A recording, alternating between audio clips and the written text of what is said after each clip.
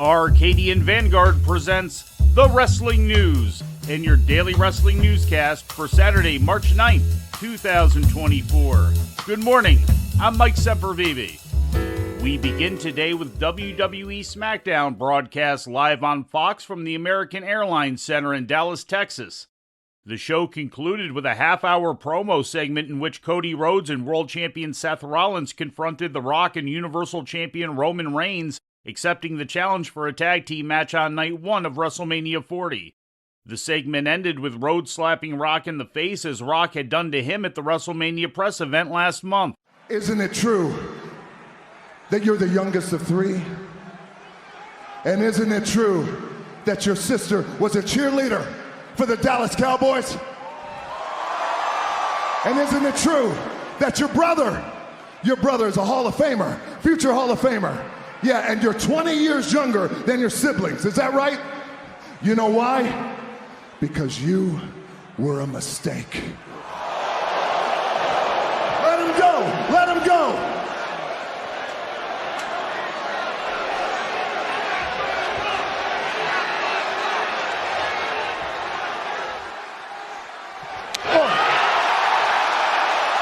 In the opening match, Kevin Owens and Randy Orton defeated Austin Theory and Grayson Waller. After the match, Orton and Owens were attacked by U.S. champion Logan Paul, but they ran him off.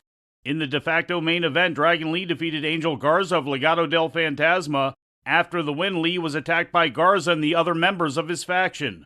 In other results, Tiffany Stratton pinned Michin, and Bobby Lashley won against Karrion Kross via disqualification due to outside interference from the Authors of Pain.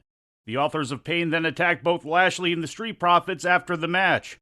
In All Elite Wrestling news, announcer Kevin Kelly has been fired from the company according to a story broken by the Pro Wrestling Torch.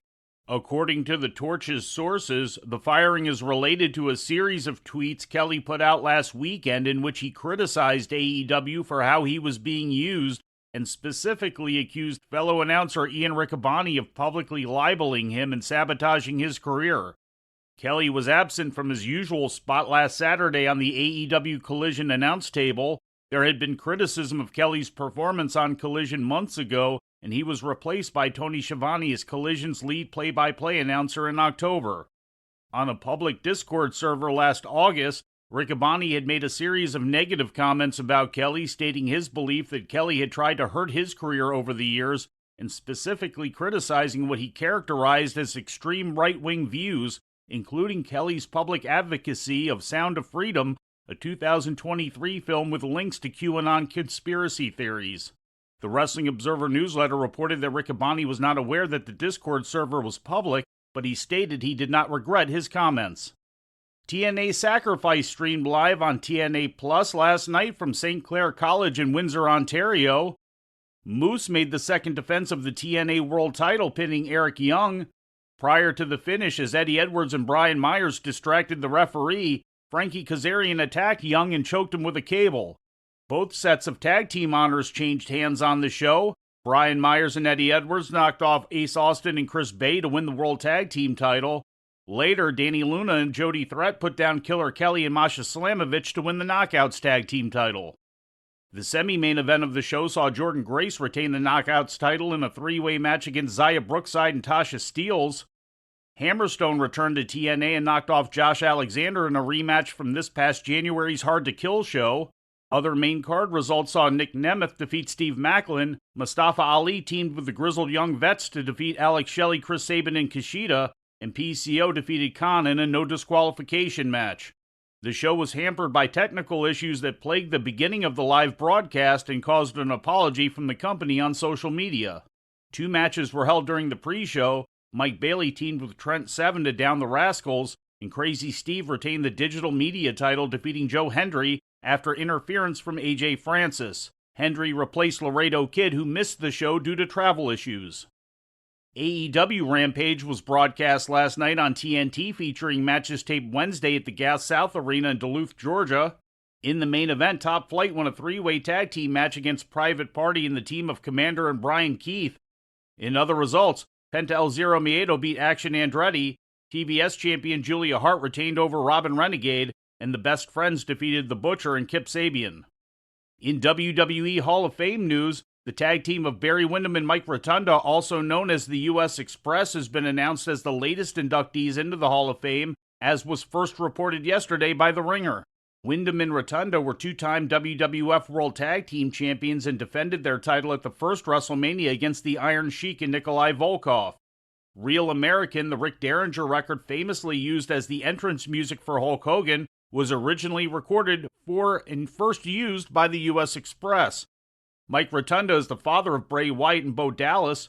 Barry Windham, the son of Blackjack Mulligan, was previously inducted into the WWE Hall of Fame in 2012 as a member of the Four Horsemen. In more WWE news, Logan Paul's Prime Energy drink is now an official sponsor of WWE, according to an official statement made to Sports Illustrated. As part of the sponsorship deal, the Prime drink logo will be featured in the center of the ring mat on premium WWE live events going forward, starting with WrestleMania.